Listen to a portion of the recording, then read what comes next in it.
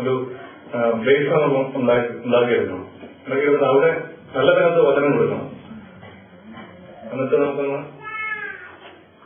ചെയ്യാനായിട്ട് നമുക്ക് തീരുമാനമെടുക്കാം. നമുക്ക് ഇത്രയും കാര്യങ്ങളൊന്ന് എന്താണ് അവിവേകതയിൽ കാര്യങ്ങൾ ചെയ്യാനായിട്ട് അടുത്തയായിട്ട് വരുമ്പോൾ ഓർത്ത് പ്രാർത്ഥിച്ചു വരാനും തീരുമാനമെടുക്കാം അല്ലേ? ഞാൻ പറഞ്ഞ അധികമായോ ഇല്ല? എന്തെങ്കിലും പറയാൻ പറ്റും?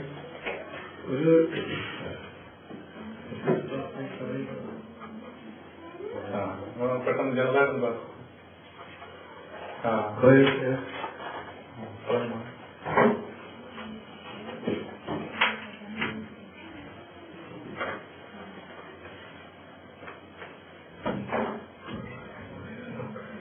വരുന്നുള്ളൂ. കുറെ നാളുകളായിട്ട് പങ്കുവയ്ക്കണം എന്ന് വിചാരിച്ചിരിക്കുന്നു. പെട്ടെന്ന് സമാനമായി തോന്നുന്നു. എല്ലാവർക്കും അറിയാൻ വേണ്ടിയുള്ളതാണെന്ന് തോന്നുന്നു. ഞാൻ കഴിഞ്ഞ വർഷം നാട്ടിൽ പോയപ്പോഴത്തേക്ക് ദിവസമല്ല കഴിഞ്ഞ ദിവസം നാട്ടിൽ പോയി പെണ്ണിക്കുന്നതിലായിട്ട് സംസാരിച്ചിരിക്കുകയാണ്. പെണ്ണിക്കുന്നത് കുറച്ചേരം പ്രാർത്ഥിച്ച് കുറച്ച് കാര്യങ്ങളൊക്കെ സംസാരിച്ചതിന് ശേഷം പറഞ്ഞ് ഞങ്ങൾ വണ്ടി തന്നെ വന്നത്. പോണ വഴിക്ക് കുളത്തേക്ക് കയറി അച്ഛനെ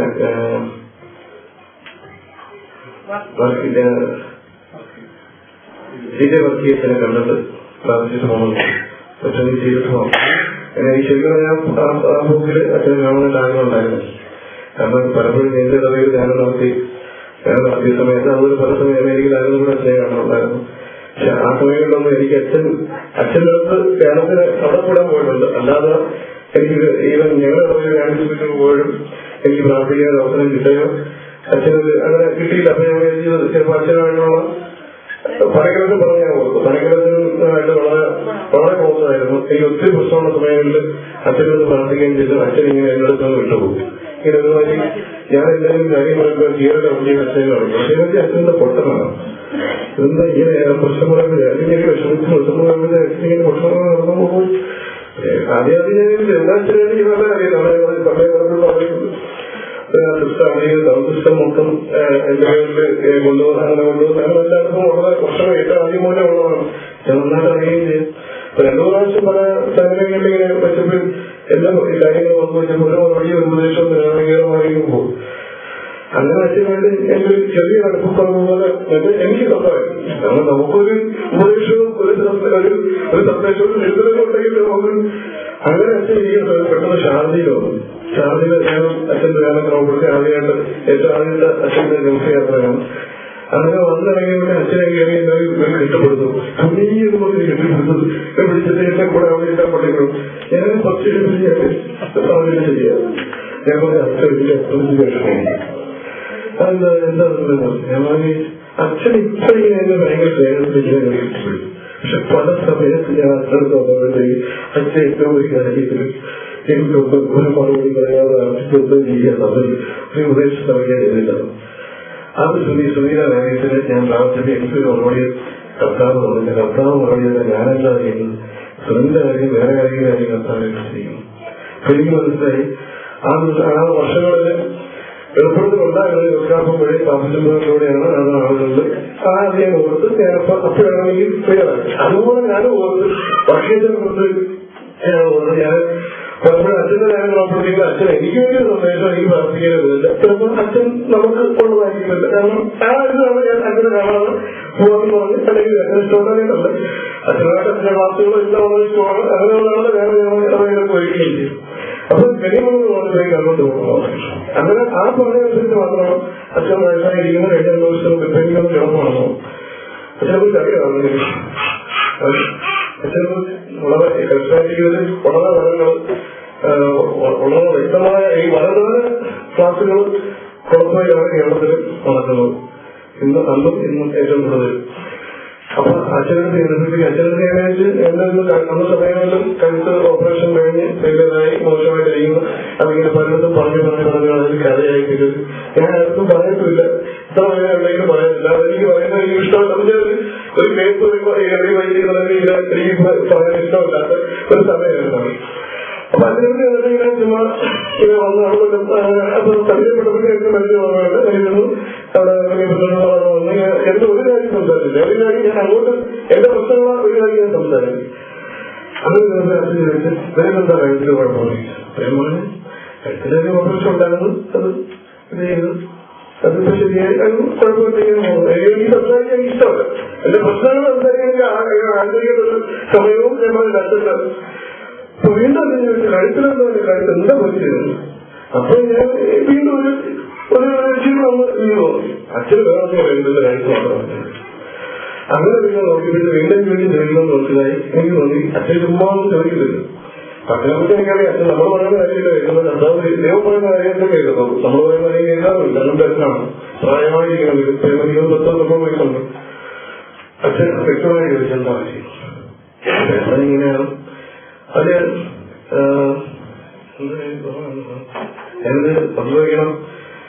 ഞാൻ വേറൊരു കാര്യത്തിലേക്ക് കടന്നതാണ്. ഞാൻ പറഞ്ഞു എനിക്ക് മക്കള് ആദ്യ സമയങ്ങളിൽ ഇല്ലായിരുന്നു. 8 വർഷം മക്കൾ ഇല്ലായിരുന്നു. ഉണ്ടായിരുന്നത് വേറൊരാണ്.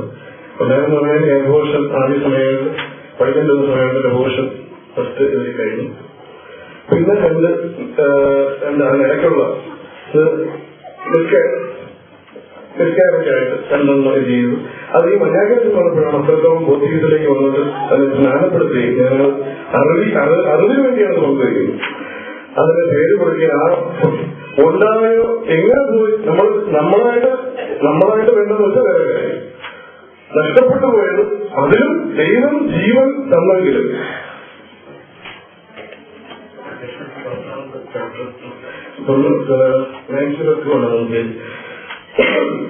നമ്മൾക്ക് ജീവൻ ദൈവം തന്നെങ്കിൽ ആ ഒരു സെക്കൻഡ് ആയാലും അത് ജീവൻ തന്നെയാണ്. അത് ആത്മാവ് തന്നെയാണ്. അതിന് സ്നാനം കൊടുക്കാനായിട്ട് പറഞ്ഞു. എനിക്ക് മുമ്പേ ഞാൻ ഈ മാസം കേൾക്കുന്നുണ്ടായിരുന്നു. ഞങ്ങൾ സ്വന്തമായിട്ട് കൊടുക്കുന്നുണ്ടായിരുന്നു. എങ്കിലും ഒഫീഷ്യലായിട്ട് അച്ഛൻ അതിന് സ്നാനം കൊടുത്തു. അത് മാത്രമല്ല ആശയ്ക്ക് വ്യക്തമായിട്ട് അറിയാം. ആശയുടെ മുമ്പിൽ സ്വപ്നത്തിലും ദർശനങ്ങളിലും കരഞ്ഞു വിളിച്ചുകൊണ്ട് നിൽക്കുന്ന കുഞ്ഞുങ്ങളെ കാണാമായിരുന്നു. അപ്പൊ അതേ ആ കൊച്ചു പെണ്ണാക്കി മൂത്ത പെണ്ണാക്കി പെണ്ണെന്ന് വെച്ചാലും അടുത്തത് അതുപോലെ തന്നെ കാണുന്നത് പോലെ തന്നെയാണ്. ആശ എന്ത് പേടിക്കുന്ന രീതിയിൽ അല്ലെങ്കിൽ വിഷമിക്കുന്ന രീതിയിൽ കണ്ടോ അത് തന്നെയാണ് അച്ഛനും കണ്ട് പേരിട്ട് ചെയ്തത്. അത് കാണപ്പെടുത്തി അതിനെ അവഗണിച്ചതിന് ക്ഷമ പറഞ്ഞ് ഞാൻ പറയുന്നത് അതിന് പരിഹാരമെന്ന് പറഞ്ഞത് നമ്മൾ വേണ്ടെന്ന് വെച്ചാൽ ഒരു കുട്ടി ജീവിച്ചിരിക്കുമ്പോൾ നമ്മൾ ചെയ്യേണ്ട എല്ലാ കാര്യങ്ങളും വേറൊരു കുട്ടിക്ക് നമ്മൾ ചെയ്തു കൊടുക്കാൻ ബാധ്യസ്ഥമാണ്. അത് ചെയ്യാൻ തന്നെയാണ്. എന്നാലും അതിന്റെ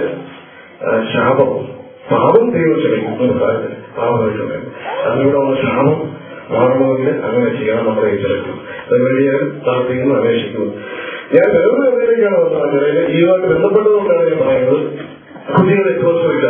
എനിക്ക് ആ സമയങ്ങളിൽ കുട്ടി വേണ്ടായിരുന്നു. പലപ്പോഴും സംഭവിച്ചിട്ടുണ്ട്.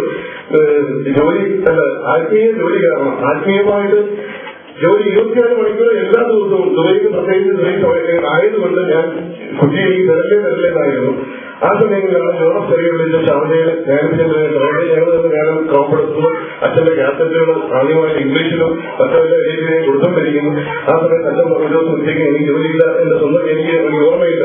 ഉച്ച സമയത്ത് അച്ഛൻ പറഞ്ഞ് നമുക്ക് കുറച്ചു നേരം പ്രാർത്ഥിക്കാമെന്ന് എന്ന് പറഞ്ഞ് അച്ഛൻ വിളിച്ച് പ്രാർത്ഥിച്ചിരുന്ന ഷാർജ പള്ളി ഇടവക അച്ഛന്റെ റൂമിൽ പ്രാർത്ഥിച്ചിരുന്ന അച്ഛൻ ചോദിച്ചു എന്തുകൊണ്ടാണ് കുട്ടികൾ ഉണ്ടാവാതിരിക്കാൻ പ്രാർത്ഥിക്കുന്നത്. എനിക്ക് പെട്ടെന്ന് വെള്ളിയായിപ്പോയി. എന്റെ മനസ്സറിഞ്ഞ് അച്ഛൻ ചോദിച്ചപ്പോഴത്തേക്ക് എനിക്ക് നടക്കണമായിപ്പോയി. ഞാൻ പറഞ്ഞാൽ എനിക്ക് ഇഷ്ടം അല്ല എന്ന് പറഞ്ഞു. അപ്പൊ ഇല്ല, എന്തുകൊണ്ട് എനിക്ക് കുട്ടികളെ വേണ്ട എന്നാണ് ഈ പ്രാർത്ഥിക്കുന്നത്. അപ്പൊ ഞാൻ പറഞ്ഞതാണ് അച്ഛൻ ഇപ്പൊ തന്നെ ഇത്രയും ബിസിയാണ്. അച്ഛനും കാര്യമില്ല. ഇതൊക്കെ രാത്രി നടന്നു രാവിലെ എണീറ്റ് എക്സസൈസും പിന്നെ പള്ളിയും പിന്നെ ജോലി എല്ലാവരും സമയം കൂടെ എനിക്ക് എന്തൊരു മക്കളുണ്ടാവണം എനിക്ക് ആഗ്രഹമില്ല. മക്കൾ എത്രയോ കോടിക്കണക്കിന് മക്കളുണ്ട്. ധാരാളം പിള്ളേരുണ്ട്. വേണമെങ്കിൽ വെളിയിലത്തെ വളർത്താം. അതൊക്കെ എന്താ കാര്യം ചെയ്യുക. കർത്താവിന്റെ അതിനൊക്കെ എത്രയോ മക്കളുണ്ട്. അച്ഛൻ അത് അച്ഛൻ കഴിപ്പിച്ച് നോക്കിയിട്ട് അച്ഛൻ പറഞ്ഞു പറ്റത്തില്ല. കർത്താവ് പറയുന്നു സ്വന്തം കൂടെ മക്കളെ വളർത്തണമെന്ന് കർത്താവ് അതിനുണ്ടെങ്കിൽ സ്വന്തം സഹകരിക്കത്തില്ല. അപ്പോൾ ഞാൻ പറഞ്ഞു സഹകരിക്കാം. അതിനൊക്കെ എനിക്ക് വേണ്ടി പ്രാർത്ഥിക്കണം. ഇങ്ങനെയാണ് എന്റെ ഇപ്പോഴത്തെ മാനസികാവസ്ഥ. കാരണം കുട്ടികളെ സ്വീകരിക്കാൻ അപ്പുറം വിളിക്കാൻ എളുപ്പമുള്ള മാനസികാവസ്ഥ അതില്ല. അത് കുട്ടികളെ കുഞ്ഞായിട്ട്